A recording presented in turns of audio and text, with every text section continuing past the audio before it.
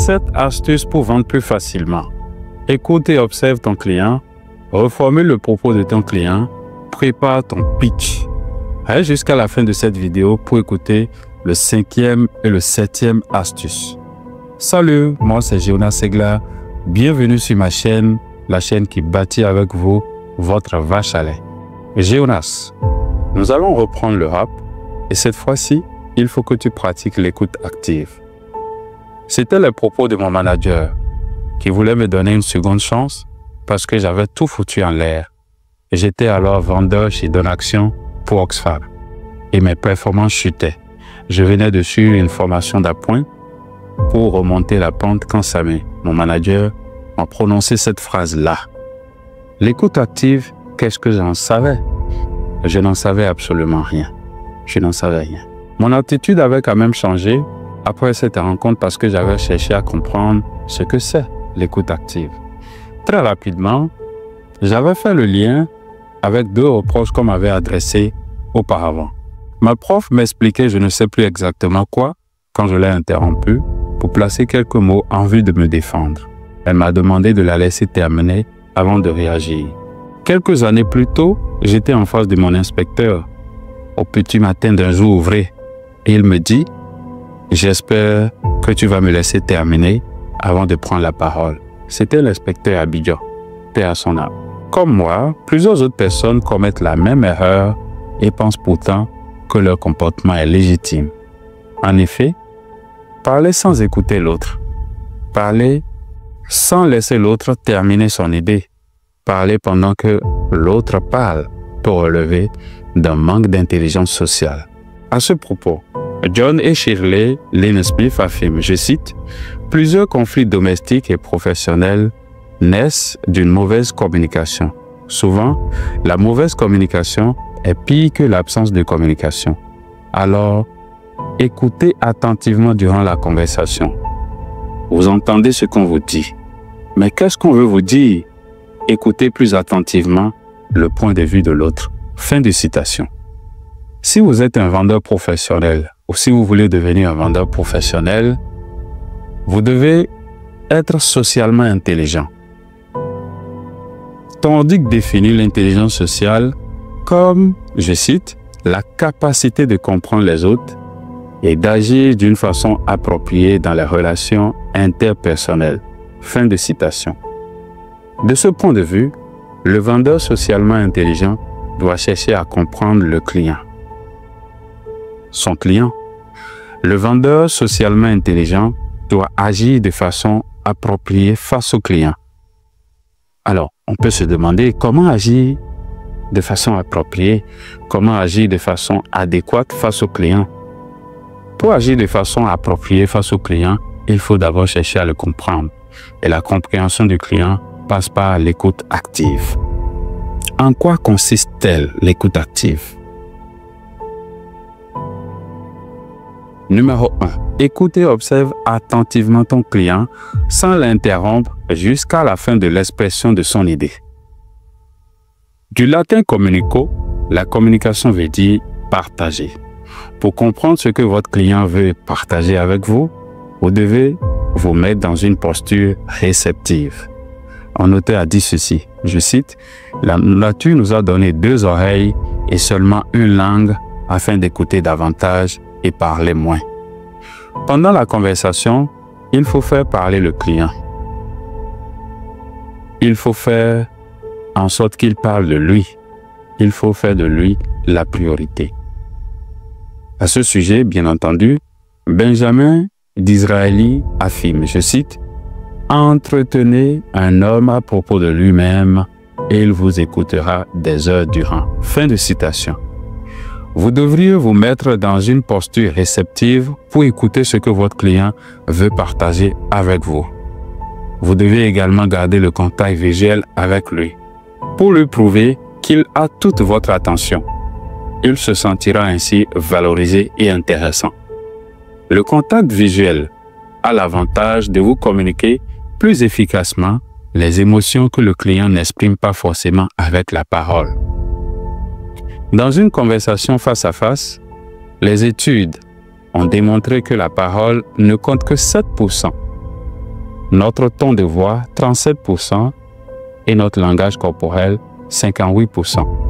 De ce point de vue-là, la communication ou le langage corporel a une valeur très importante, pratiquement essentielle.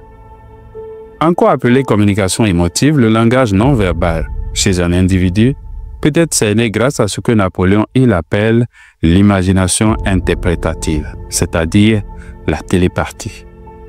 Selon Napoléon Hill, je cite, « À travers sa capacité d'interprétation, l'imagination a un pouvoir qui ne lui est pas généralement attribué, la puissance d'enregistrer les vibrations et les ondes de la pensée mise en action à partir de ressources externes, tout comme le récepteur radio capte les vibrations du son. Le principe à travers lequel cette capacité d'interprétation de l'imagination fonctionne s'appelle la télépathie, la communication de pensée d'un esprit à un autre, à longue ou à courte distance, sans l'aide d'appareils physiques ou mécaniques. » Fin de citation. Le contact visuel permet de lier la parole du client à ses émotions exprimées par le langage corporel, d'interpréter et de comprendre au mieux les mouvements d'approbation, les mouvements de désapprobation, les mouvements d'indifférence, les mouvements de méconnaissance, les doutes, les hésitations, les silences, les pauses, etc. Numéro 2. Compréhension. C'est la preuve que votre écoute était effectivement attentive et que vous avez bien suivi l'exposé de votre interlocuteur. Vous n'étiez pas distrait, vous étiez concentré, vous étiez focus, vous étiez dans une posture réceptive. Reformulation, petit 3. Vous pouvez reformuler les points saillants des propos de votre interlocuteur pour vous assurer d'avoir bien compris son exposé. Vous prouvez votre niveau de compréhension pour d'éventuels ajustements avec le client. La reformulation du propos du client permet de confirmer votre compréhension, sinon votre niveau de compréhension. Vous pouvez utiliser des tournures comme « si je comprends bien », pour m'assurer d'avoir bien compris, si je vous ai bien suivi, et reprendre l'essentiel du propos du client. Point numéro 4. Nous allons voir alors comment agir de façon appropriée. Point numéro 4. Vous devez préparer votre pitch avant d'aller sur le terrain, avant d'aller sur le marché. Pourquoi est-il si important de préparer son pitch avant d'aller sur le terrain? De manière générale, les clients présentent des réticences différentes pour masquer les vraies raisons de rejet. Il est donc important et utile d'élaborer un pitch avant d'aller en prospection. Aller en prospection sans pitch, c'est comme aller en guerre sans préparation et sans armes contre un ennemi dont on ignore tout. Vous aurez de fortes chances de manquer la victoire. Vous n'êtes pas en guerre, vous êtes en balade pendant que votre ennemi prend les choses au sérieux. Pour élaborer votre pitch, il est recommandé de commencer par des questions ordinaires avant d'aborder celles qui paraissent sensibles et indiscrètes. Agir de façon appropriée, c'est savoir quand se taire. Lorsque votre pitch est terminé, il faut se taire et écouter le client. J'ai déjà vu de nombreux vendeurs très peu adroits commettre cette erreur. Dans tout le domaine de la vie, celui qui se défend montre que sa force est inappropriée. C'est pareil pour le vendeur qui parle sans arrêt pour remplir les pauses, pour faire de remplissage. Ne faites pas de remplissage. Ne faites pas de remplissage chez vendeur. Pour prendre de l'ascendant, le vendeur qui finit de faire son pitch doit se taire et tendre l'oreille pour écouter et observer le client. Un jour, j'ai appelé un collaborateur à qui j'avais confié un dossier. Puisque les choses ne se passaient pas bien, j'ai décidé de le joindre au téléphone. Et malheureusement, il a monopolisé la parole pendant plus de 20 minutes. Conséquence, il s'est contredit et a exprimé indirectement son incapacité à résoudre le problème pour lequel il avait déjà touché plus de 1000 $. Morale de l'histoire, si vous finissez de parler et que le client ne réagit pas immédiatement, taisez-vous quand même, il finira par rompre le silence. Agir de façon appropriée, c'est être ponctuel lors des rendez-vous. Lors des rendez-vous physiques, je viens habituellement sur le lieu de rendez-vous 5 minutes avant l'heure. Je le fais pour montrer au client combien j'attache du prix à la ponctualité. Je le fais également pour mieux connaître mon client, pour savoir s'il est ponctuel ou pas. C'est une façon de l'étudier avant qu'il ne commence à consommer mon produit ou mon service. Je vous recommande cette approche. Si mon client n'est pas là, à l'heure précise du rendez-vous, je lui accorde 5 minutes avant de l'appeler et je lui précise depuis combien de temps je l'attends. Avant tout propos, lorsque je suis face à mon client, je lui dis la durée de notre entretien. Pour les rendez-vous virtuels ou les appels, je donne le lien de connexion quelques minutes avant l'heure et j'attends le client. Avant tout propos, je lui précise toujours la durée de notre entretien. Cela permet au client de lire les valeurs auxquelles vous attachez du prix. Si je dois appeler le client, je l'appelle à l'heure exacte du rendez-vous et je me présente s'il ne connaissait pas le numéro de l'entreprise que je représente.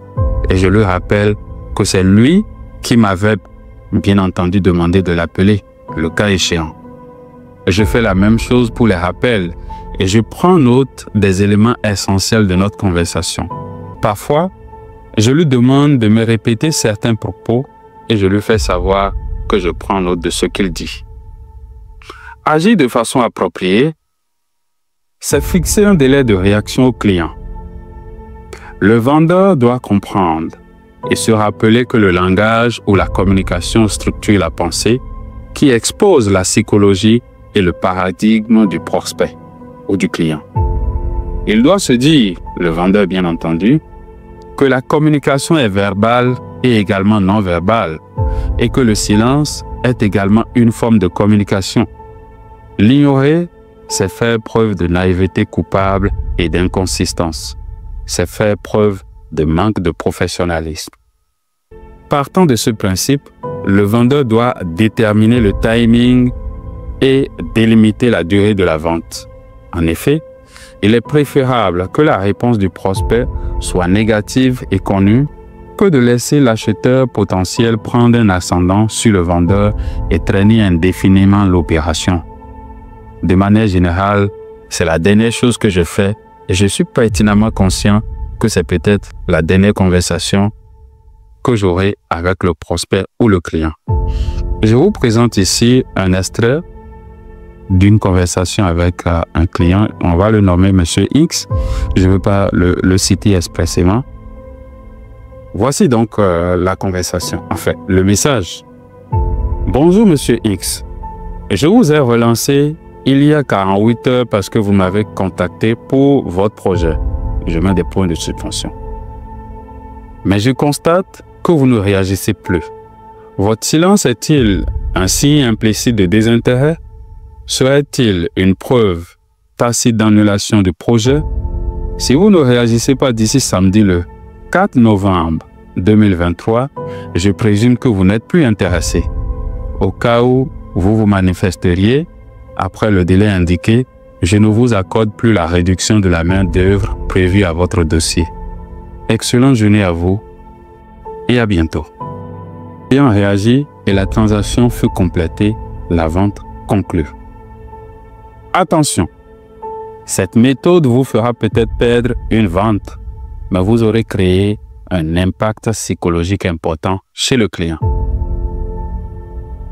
Conclusion. Vendre plus facilement requiert de l'intelligence sociale. Pour être socialement plus intelligent, il suffit de modifier vos attitudes vis-à-vis du client, vis-à-vis du prospect, vis-à-vis du consommateur. Vous augmenterez ainsi votre valeur perçue ainsi que vos ventes pour un chiffre d'affaires plus consistant. C'est tout pour cette nouvelle vidéo. Abonne-toi si les contenus de ce genre t'intéressent. Au revoir.